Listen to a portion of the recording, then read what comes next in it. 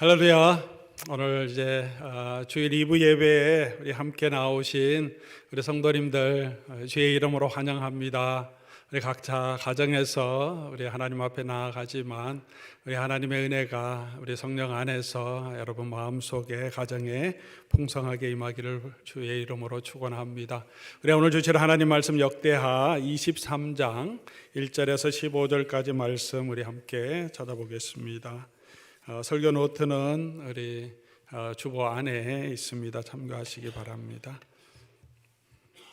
역대하, 우리 매일 성경 우리 함께 묵상하는 우리 하나님 말씀입니다. 역대하 23장 1절에서 15절까지 제가 가지고 있는 성경은 685페이지로 나오고 있습니다. 참고하시기 바랍니다.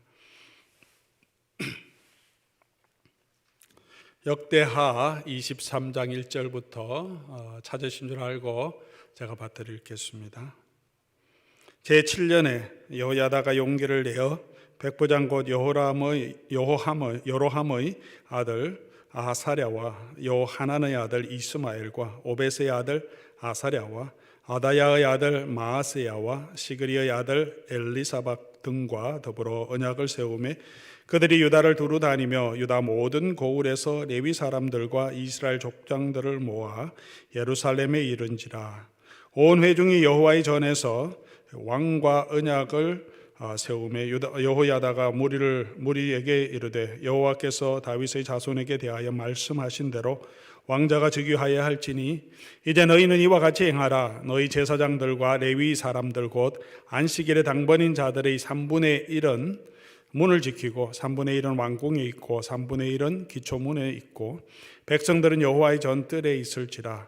제사장들과 수종들은 레위 사람들은 거룩한즉 여호와의 전에 들어오려니와 그 외에 다른 사람은 들어오지 못할 것이니 모든 백성은 여호와께 지켜야 할 바를 지킬지며 레위 사람들은 각각 손에 무기를 잡고 왕을 호위하며 다른 사람이 성전에 들어오거든 죽이고 왕이 출입할 때 경호할지니라 하니 레위 사람들과 모든 유다 사람들이 제사장 여호야다의 명령한 모든 것을 준행하여 각기 수하의 안식일에 당번인 자와 안식일에 비번인 자들을 거느리고 있었으니 이는 제사장 여호야다가 비번인 자들을 보내지 아니함이더라. 제사장 여호야다가 하나님의 전 안에 있는 다윗 왕의 창과 큰 방패와 작은 방패를 백부장들에게 주고 또 백성들에게 각각 손에 무기를 잡고 왕을 호위하되 성전 오른쪽에서부터 성전 왼쪽까지 제단과 성전 곁에 서게 하고 무리가 왕자를 인도해 내어 면류관을 씌우며 율법책을 주고 세워 왕으로 삼을세 여호야다와 그의 아들들이 그에게 기름을 붓고 이르기를 왕이여 만세 수를 누리소서 하니라. 아달랴가 백성들이 뛰며 왕을 찬송하는 소리를 듣고 여호와의 전에 들어가서 백성에게 이르러 봄에 왕이 성전 문 기둥 곁에 섰고 지휘관들과 나팔수들이 왕의 곁에 모셔 서 있으며 그 땅의 모든 백성들이 즐거워하여 나팔을 불며 노래하는 자들은 주악하며 찬송을 인도하는지라. 이에 아달랴가 그의 옷을 찢으며 외치되 반역이로다 반역이로다 하며 제사장 여호야다가 군대를 거느린 백부장들을 불러내어 이르되 반열 밖으로 몰아내라. 그를 따르는 자는 칼로 죽이라 하니 제사장의 이 말은 여호와의 전에서는 그를 죽이지 말라 함이라. 이에 무리가 그에게 길을 열어주고 그가 왕궁 말문 어귀에 이를 때 거기서 죽였더라. 아멘. 지금 이제 코로나 3차 대유행이 미국 전역을 또 세계를 휩쓸고 있습니다. 지난주에 미국 누적 환자 수가 1,400만 명이 넘었다는 통계가 나옵니다. 또 지난 6일간 100만 명 이상이 감염되었다는 예전보다 더 빠르게 또 많은 감염자가 생기고 있습니다. LA 카운티도 매일 3,000에서 4,000명 정도 감염자가 나오고 오렌지 카운티도 지금 어제 보니까 1,600명이 넘어서서 아마 이 땡스기빙 위켄드 기간 동안에 조금 더 확산되는 추세에 있는 것 같습니다. 그래도 올해 말이나 내년 초에 백신이 이제 나올 것이라는 또 소식들이 있어 그나마 우리의 마음을 조금 안정되게 해주긴 합니다. 그래도 정상화되기까지는 한동안의 시간은 아직도 있어야 할 것 같아서 우리의 마음을 조금 더 다독거리고 또 우리가 인내하며 기다려야 할 줄 압니다. 우리 사랑하는 교우 여러분, 마음이 그렇게 이런 소식들을 통하여서 저와 여러분의 마음이 그렇게 편하지 않은 그런 마음이 있습니다. 특별히 연말 연시에 우리 가족들, 교우들 또 정말 함께 모여 즐거운 시간을 또 보내고 교제하는 시간인데 가족들을 만나는 것도 부담이 되는 상황이죠. 우리 손주들 만나서 뭐 같이 교제하고 이렇게 음식도 나누고 이렇게 해야 되는데 서로에게 또 미안하고 자녀들은 부모에게, 부모님들은 또 어린 자녀들에게 또 미안해서 손뜻 이렇게 모이자는 얘기도 잘 못하는 그런 마음입니다. 예배도 그렇지 않습니까? 지금 각 가정에서 우리 하나님 앞에 나아오고 있는 성도들, 그래도 옆에 가족 식구들이 좀 있으면 괜찮은데 혼자 이 작은 우리 셀폰 우리 화면으로 우리 예배에 참여하고 있는 작은 방에서 참여하고 있는 우리 성도님들 마음이 참 이 함께 예배드리던 그때가 얼마나 그리우실까 하는 생각이 많습니다. 이 코로나 때문에 많은 교계의 지도자들 또 언론들은 교회가 위기라는 말을 많이 합니다. 그럭저럭 괜찮은 신앙생활이라고 생각했는데 이렇게 모든 교제와 교회의 활동과 단절이 되고 보니까 남이 보이지 않는 곳에서 우리 예배가 많이 무너져 내리는 그런 모습을 아마 여러분 경험하고 계실 것입니다. 목회자들은 또 텅 빈 공간에서 화면을 향하여서 설교해야 하고 모든 교회 사역들이 단절되므로 굉장한 또 무력감에 빠지기도 합니다. 우리 쉽지 않은 상황은 상황이지만 그럼에도 불구하고 오늘 이 코로나 이 상황을 통하여서 우리의 삶을 다시 한번 돌아보게 하시는 하나님의 뜻이 그 안에 있지 않을까 생각합니다. 그래서 우리 다시 새롭게 우리의 마음을 다질 필요가 있습니다. 우리의 삶에 또 무너져 가고 있는 예배는 그런 우리 영적인 삶은 없습니까? 버려져 있던 그런 모습들은 없습니까? 우리 지치고 답답한 마음을 다시 새롭게 세우는 그런 계기가 되기 위해서 우리 다시 새롭게라는 주제로 이제 특별 기도회를 가지려고 또 합니다. 아침 새벽 시간에 우리가 특별 새벽 기도를 많이 했는데 커피가 있고 찬양팀과 방송팀이 또 그 시간에 맞춰 오시기가 또 쉽지 않은 상황도 있고 또 저녁 시간에 우리가 함께 하나님 앞에 나아감으로 더 많은 성도님들이 또 함께 동참해서 기도할 수 있는 계기가 되지 않을까 해서 저녁 7시 30분에 화요일부터 토요일까지 진행합니다. 우리가 코로나의 이 상황 가운데 우리가 좌절하지 말고 삶의 여러 가지 어려움 가운데 지치지 말고 다시 우리 말씀으로 새롭게 되는 그런 은혜가 우리 저와 여러분에게 이번 주간 동안 또 12월 한 달 동안 풍성하게 임하기를 바랍니다. 오늘 본문은 우리가 매일 성경 묵상해 오시는 분들은 잘 아시겠지만 이제 다윗 왕조, 남유다 왕조가 아주 큰 최고의 위기를 겪고 있습니다. 그 위기에서 어떻게 회복되는지를 우리에게 보여주는 내용입니다. 여호사밧 왕의 아들인 여호람 왕이 그 아내가 북이스라엘 왕 아합의 딸인 아달랴였습니다. 여호사밧의 길을 떠나서 아합의 길로 행함으로 8년 동안 그렇게 자기도 아합의 길로 행하고 이스라엘 백성을 아합의 길로 이끌었습니다. 자기 동생들을 또 자기가 하나님 앞에서 바로 서지 않고 있어서 두려웠는지 그 권력을 유지하기 위해서 자기 동생들을 모조리 죽여버립니다. 그렇게 다윗의 시들이 자손들이 남자들이 많이 죽어갑니다. 그리고 그의 아들 아하시야가 1년 동안 다스리다가 북쪽에 일어났던 정변 예후에 의해서 북이스라엘이 멸망할 때 그때 올라갔다가 함께 죽임을 당하고 갑작스럽게 왕이 죽자 아합의 딸인 아달랴가 자기가 정권을 잡고는 그 자기 아들의 자손들까지 다 죽여버립니다. 그래서 다윗의 시를 완전히 멸절시키려고 하는 과정에 제사장 여호야다의 아내인 여호사밧이 어린 갓난 요아스 왕자를 그 유모와 함께 극적으로 빼내와서 6년 동안은 성전에서 숨겨서 몰래 키우다가 이제 그 요아스를 왕위에 옹립하고 아달랴를 몰아내는 그런 내용이 기록되고 있습니다. 영적으로 암울한 시기였습니다. 이 15년 동안에 이스라엘 백성들 왕들일 뿐만 아니라 그 백성들이 아합과 아세라 우상을 숭배하는 곳에 빠졌고 하나님을 섬기지 않고 하나님의 성전을 그냥 버려두고 무너지고 그리고 그 성전에서는 모든 기물들을 바알과 아세라의 목상에 예배하는 데 사용하고 있었습니다. 그것을 이제 회복하는 모습을 우리가 보여줍니다. 오늘 본문이 보여줍니다. 그래서 오늘 본문은 우리의 영혼을 다시 새롭게 하기 위해서 그 공동체를 새롭게 하는 그 시작점이 무엇인지 그 영적인 원리를 우리에게 보여주는 귀한 교훈을 담고 있습니다. 오늘 지금 이 상황에서 또 우리가 새롭게 하소서라는 주제로 다시 새롭게 하시는 주제로 특별 기도회를 하고 12월을 맞이한 이 상황에 또 너무나 적절한 말씀이 아닌가 생각합니다. 오늘 이 말씀을 통하여서 우리가 영적으로 다시 새롭게 우리 자신을 세우고 우리 공동체를 세우기 위해서 우리가 무엇을 해야 하고 어떻게 해야 하는지 그 영적인 원리를 함께 살펴보며 하나님이 주신 은혜를 누리고자 합니다. 첫 번째로 우리가 무엇을 해야 하는가? 우리가 새롭게 하기 위해서 첫 번째로 스스로 용기를 내어 일어나야 합니다. 새로운 변화를 위해서는 개인적인 결단이 필요합니다. 요시야를 성전에서 숨겨서 6년 동안을 키웠습니다. 계속 숨겨놓는다고 변화가 있는 것은 아닙니다. 언젠가는 결단을 하고 이제 생명을 각오하고 요시야를 다시 왕 위에 세우는 일을 해야 합니다.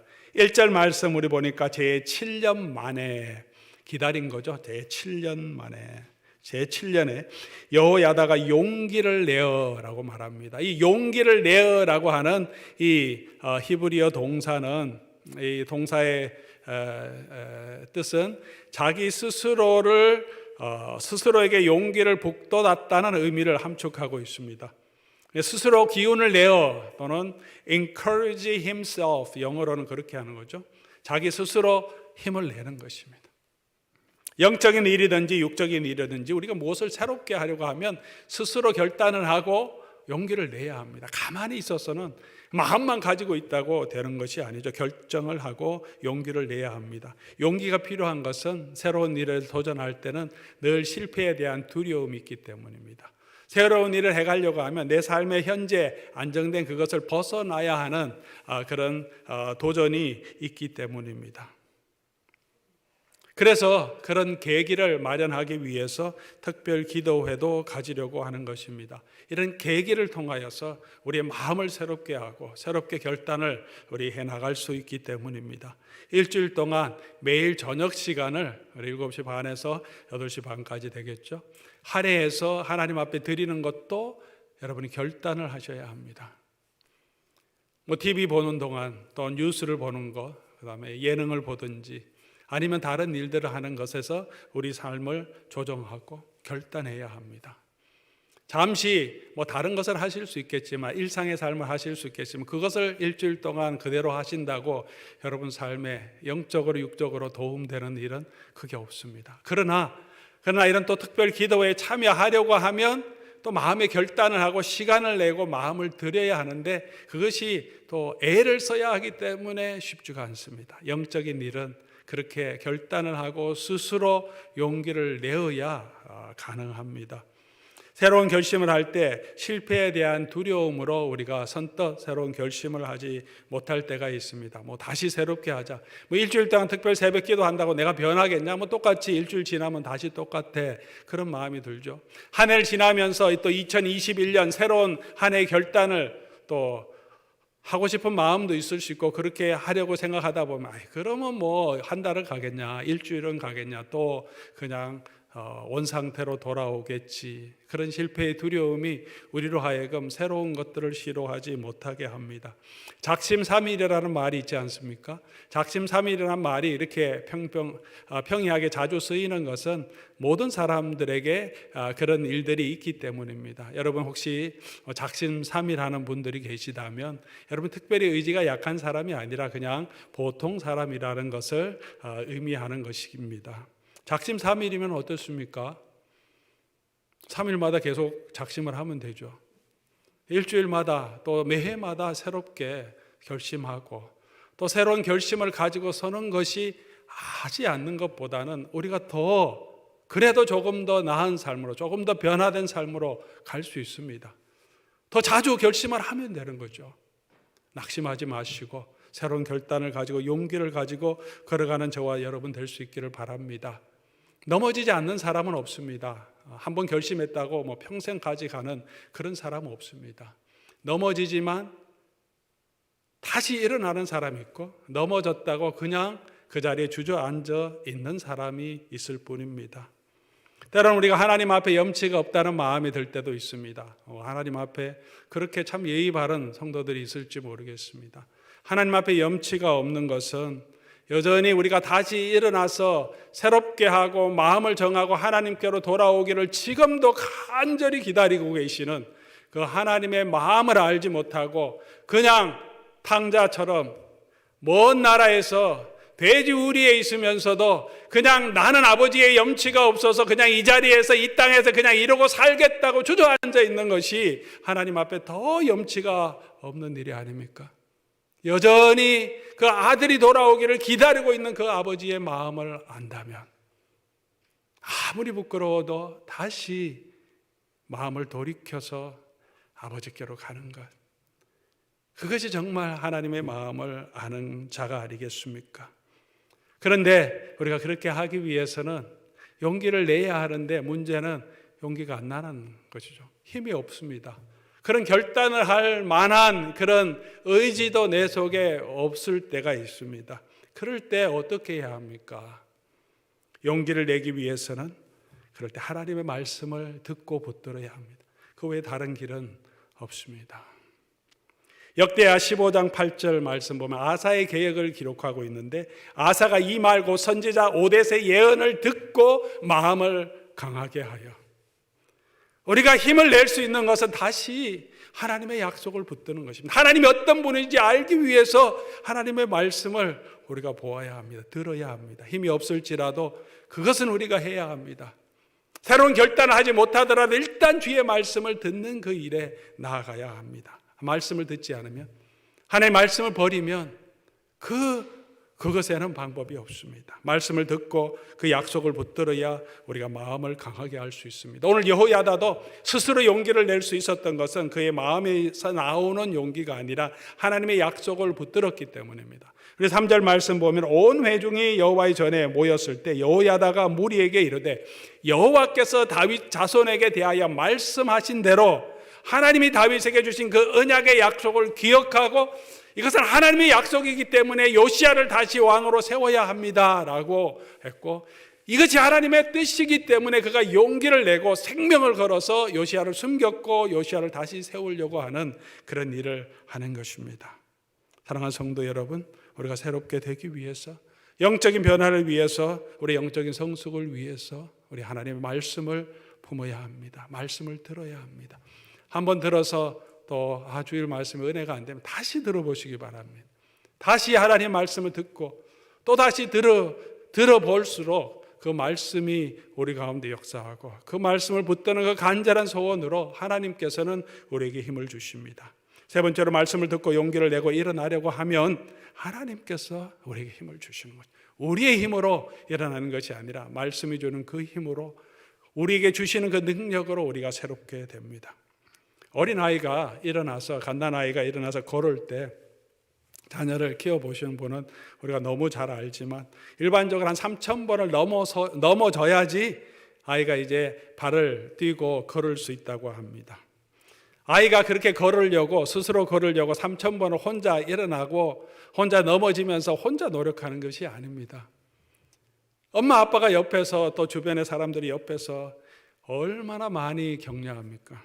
넘어질 때마다 넘어져도 잘했다고, 괜찮다고, 일어날 수 있다고 계속 격려합니다. 한 발도 뛰지 못하고 일어서다가 그냥 주저앉음에도 불구하고 너무 잘했다고 박수치고 격려해주고, 넘어질 때 휘청휘청할 때 손으로 잡아주고 일으켜 세워줍니다.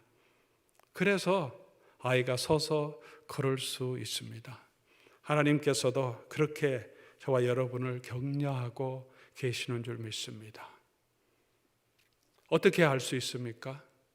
성경 가운데 나타나는 하나님의 모습을 통하여서 하나님은 여전히 범죄하고 있는 이 이스라엘 백성들을 향하여서도 여전히 그들을 격려하시고 일어나라, 빛을 발하라, 그렇게 명령하고 계십니다.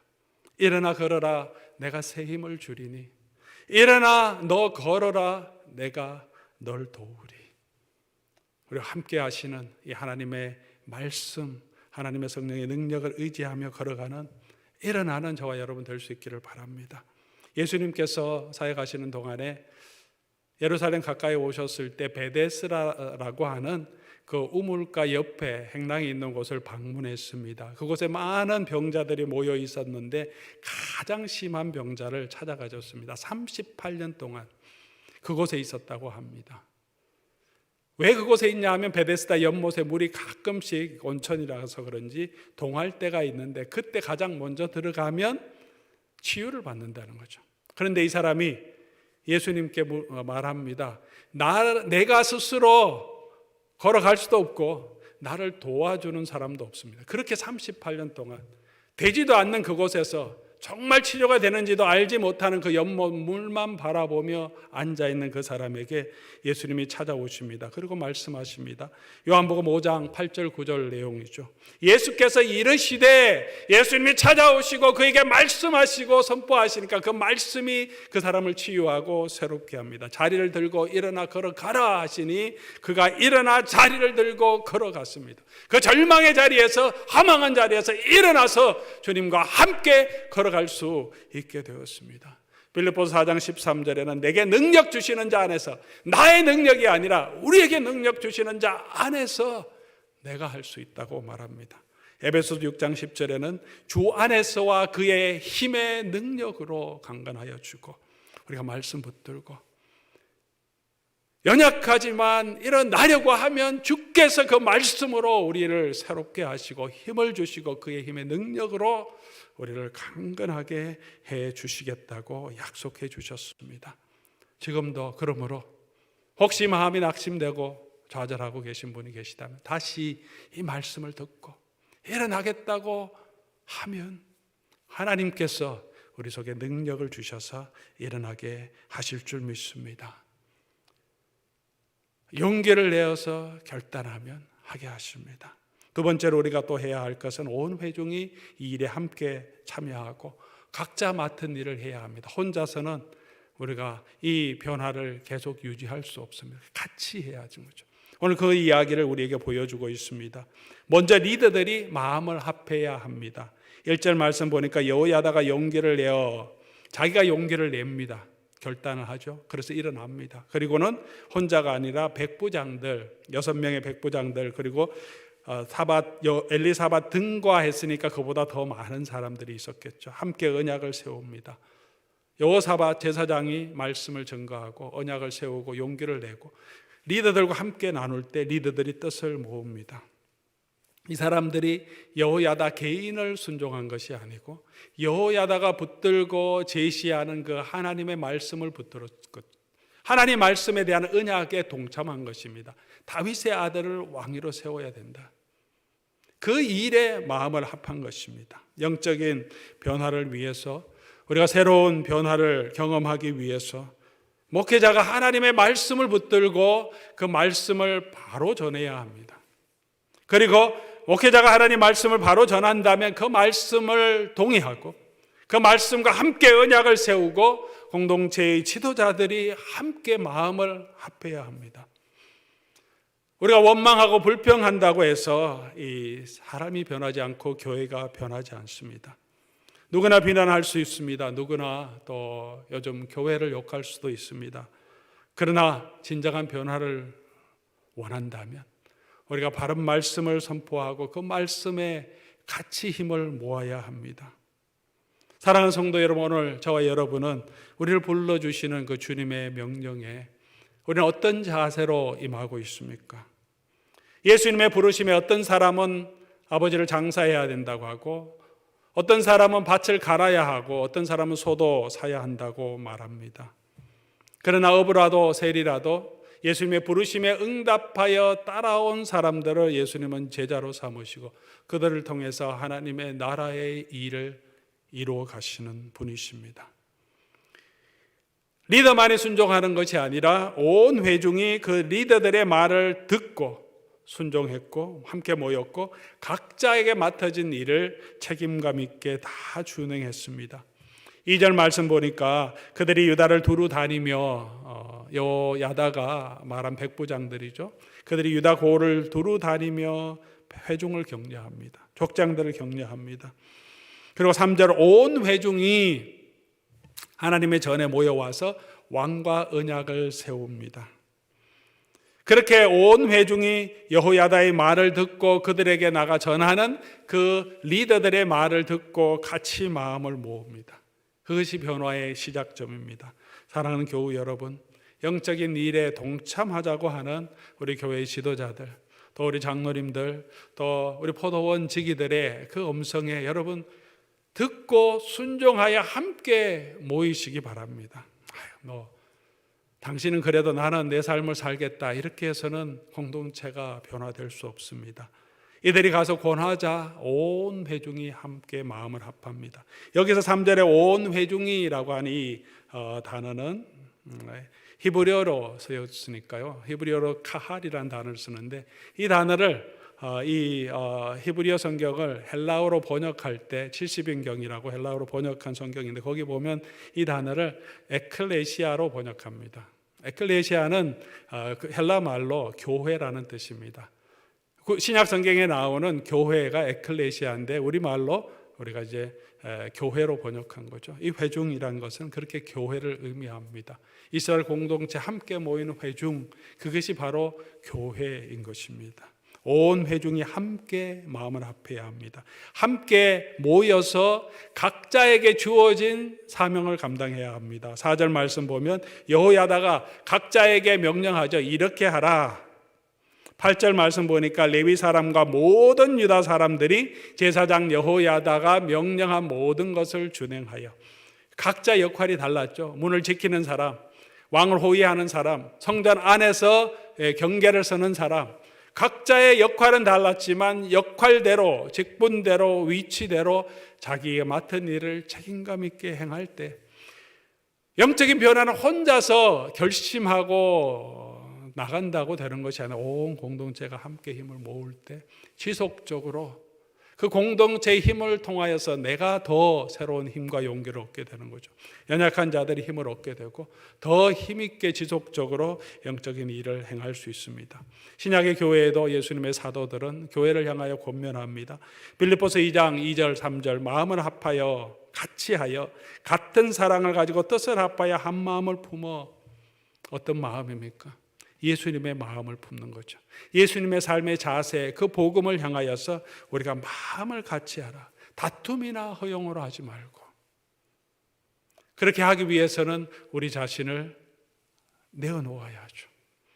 에베소서 4장 16절에 그에게서 예수님에게로부터 온 몸이 각 마디를 통하여 도움을 받음으로 연결되고 결합되어 각 지체의 분량대로 역사하여 그 몸을 자라게 한다. 우리 몸의 각 지체가 그 분량대로 역사함으로 그 몸을 자라게 한다라고 말합니다. 사랑하는 성도 여러분, 여러분이 받은 직분대로,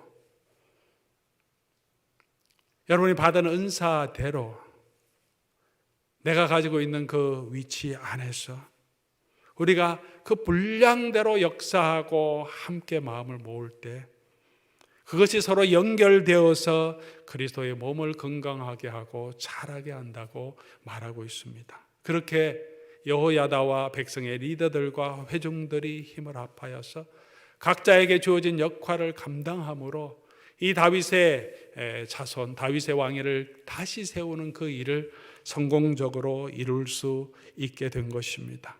영적인 부흥의 시작점이죠. 마음의 뜻을 정하고 함께 마음을 모으고 각자에게 주어진 일을 행함으로 우리 하나님께서 그 공동체를 세워주실 것입니다. 그런 은혜가 저와 여러분에게 있기를 주의 이름으로 소원합니다. 그렇게 해서 세워야 하는 것이 무엇입니까? 가짜 왕은 패하고 진정한 적법한 왕을 모셔야 합니다. 가짜 왕을 패하고 적법한 왕을 모셔야 합니다. 우리가 섬기는 가짜 왕을 제거해야 합니다. 아달랴는 가짜 왕입니다. 다윗의 자손이 아닙니다. 아합의 딸입니다. 아합의 딸인 것이 문제가 아니고 혈통이 문제가 아니라 아합의 길로 그의 아버지와 어머니처럼 이스라엘 백성들을 가정되게 우상을 섬기도록 바알과 아세라를 섬기도록 이끄는 것이 그런 것이 문제인 것입니다. 바알과 아세라는 이스라엘 백성들이 가나안 땅에 들어갈 때부터 멸망할 때까지 그들을 계속 빠졌던 범죄입니다. 왜 이토록 하나님을 섬기는 것보다 바알과 아세라 섬기는 일에 이토록 자주 쉽게 이 사람들이 빠졌겠습니까? 바알과 아세라 이 목상은 풍요의 신입니다. 번영의 신입니다. 다산의 신입니다. 이것을 섬김으로 그들은 풍요를 누리고 번영을 누리고 싶은 마음이 있었기 때문입니다. 하나님을 섬기는 것은 내 뜻을 하나님에 복종하고 하나님의 공의와 정의를 세워야 합니다. 내가 재산을 많이 불렸어도 때가 되면 그 재산을 또 가난한 사람들에게 나누어 주라고 합니다. 하나님 앞에 청지기로 살아라고 합니다. 우리의 욕심과 반대되는 때가 참 많습니다. 쉽지 않습니다. 그런데 풍요의 신, 번영의 신은 우리가 얼마나 섬기겠습니까? 많은 재물을 드릴지라도 그것은 우리가 기꺼이 하려고 하는 마음이 우리 속에 있었기 때문에, 이 사람들 가운데서 있었기 때문에 그토록 쉽게 자주 바알과 아세라를 섬기게 됩니다. 하나님을 섬기지 않고 바알과 아세라를 섬기는, 그렇게 섬기도록 하는 왕, 그렇게 섬기는 우리의 마음을 우리가 돌이켜야 합니다. 여호야다는 아달랴를 몰아내어 죽이라고 말하죠. 14절 15절 말씀입니다. 이 세상의 풍조와 공중 권세 잡은 자들 아래서 우리가 한때는 예수를 믿지 않을 때는 그것의 종로로 타고 있었습니다. 그러나 예수를 믿은 후에는 그것으로부터 벗어나서 이제는 예수 그리스도를 우리의 주로 삼아야 합니다. 이런 옛 습관들은, 이 세상의 풍조를 따르던 것들은 이제는 버리라고 말합니다. 로마서 8장 13절에 너희가 육신대로 살면, 육신의 소욕대로 살면, 내가 주인이 되어 살면, 이 땅에 주는 번영을 따라서 세상의 흐름대로 살면 반드시 죽을 것이로되 영으로 몸의 행실을 죽이면, 영으로 육신의 소욕을 따라 사는 삶의 습관들을 우리가 끊어버리면 우리가 살겠다라고 말씀하십니다. 그리고 예수 그리스도를 우리의 왕으로 모셔야 합니다. 여호야다는 일어나서 다윗의 자손을 왕으로 세워야 하지 않겠느냐라고 말합니다. 적법한 왕입니다. 다윗의 왕으로 오신 예수 그리스도가 진정한 우리의 왕이시고 우리의 목자시고 우리의 주권자이십니다. 사랑하는 성도 여러분, 여러분은 오늘 우리는 누구를 왕으로 모시고 살아가고 있습니까? 여러분, 누구의 뜻에 의해서 어떤 목적을 가지고 오늘 우리 살아가고 있습니까? 우리 마음속에 간절한 소원이 무엇입니까? 나의 삶을 들여 예수 그리스도를 따라가는가? 예수를 증거하는 것입니까? 아니면 이 땅에서의 번영, 이 땅에서의 풍요, 이 땅에서 잘 되는 것, 그것이 내 인생의 소원입니까? 그것을 위해서 하나님이 도와주시면 감사하고, 그렇지 아니하면 하나님도 때로는 버리고 싶은 그런 마음이 우리 속에 있지는 않습니까? 베드로는 흩어져 있는 디아스포라 성도들에게 말합니다. 예수 그리스도를 너희의 마음의 주로 모시고. 이것이 변화의 시작입니다. 성도는 그렇게 예수 그리스도를 우리의 삶의 왕으로, 구세주로, 우리의 주권자로 모신 사람, 그 안에서 거하는 자가 성도입니다. 예수님이 우리의 삶의 주권자가 되기 위해서는 나는 죽고 그리스도가 살아야 합니다. 내 욕심, 내 생각은 죽어야 합니다. 그리고 그리스도가 내 속에 거해야 합니다. 그 말씀은 무슨 뜻입니까? 예수님의 말씀이 내 삶의 길이 되어야 된다는 거죠. 예수님을 따르는 그 삶이 내 삶의 방향이 되어야 되고, 예수님이 내 삶을 통하여서, 내 입술을 통하여, 내 성품을 통하여 드러나야 하는 것입니다. 교회에서만, 주의 일을 할 때만 예수님의 뜻을 찾는 것이 아니라 우리 일상의 삶 가운데서, 우리가 직장 생활하는 그곳에서도 우리가 세상의 주인이 있지만 예수님이 주인이라는 것을 생각하고 그 예수님을 바라보고 직장에서 생활하라고 말합니다. 가정에서도 내가 아버지지만 주 안에서 자녀들 양육하고, 우리가 주 안에서 부모를 공경하고, 주 안에서 형제를 사랑하라고 말합니다. 예수 그리스도의 성품으로 예수님의 영의 인도하심을 따라서 그가 주시는 힘으로 우리의 일상의 삶에서 주 예수 그리스도를 우리의 왕으로 모시고 따라가는 삶, 완벽한 삶은 아닐지라도, 때로는 실수하고 넘어질지라도 다시 돌아와서 예수님이 나의 주이신 것을 고백하며 나가는 자가 성도이며, 그렇게 다시 돌아서는 것이 새롭게 시작되는 영적인 변화의 부흥의 시작점임을 오늘 본문은 우리에게 말씀해 주고 있습니다. 사랑하는 교우 여러분, 오늘 우리 마음속에, 우리의 삶에 무엇이 진정한 주인이 되어 있습니까? 누가 주인이 되어 있습니까? 칼빈은 그의 전 삶에 이런 모토를 가지고 살았다고 합니다. 나의 마음을 주께 드립니다. 전적으로 그리고 적시. 사랑하는 성도 여러분, 오늘 이 말씀을 듣고 이 말씀을 품고 나의 삶을 다시 주님께 드리는, 내 삶의 안정과 평화를 넘어서서 하나님이 내게 주신 그 사명을 붙들고 다시 용기를 내고 그리스도께 우리 자신을 드리는 저와 여러분 될 수 있기를 바랍니다. 이 일에 우리가 마음을 합할 수 있기를 바랍니다. 그렇게 할 때 하나님이 주시는 그 평강이 우리에게 임하고, 하나님이 그런 사람을 형통케 하시겠다고 약속해 주셨습니다. 그렇게 하나님이 주신 그 형통을 맛보아 누리는 저와 여러분 될 수 있기를, 그런 교회 될 수 있기를 주의 이름으로 간절히 소원합니다. 오늘 우리 말씀 생각하시면서 우리 다시 한번 우리 하나님 앞에 다짐하는 마음으로 우리 함께 찬양 올리고 기도하는 시간 가지면 좋겠습니다.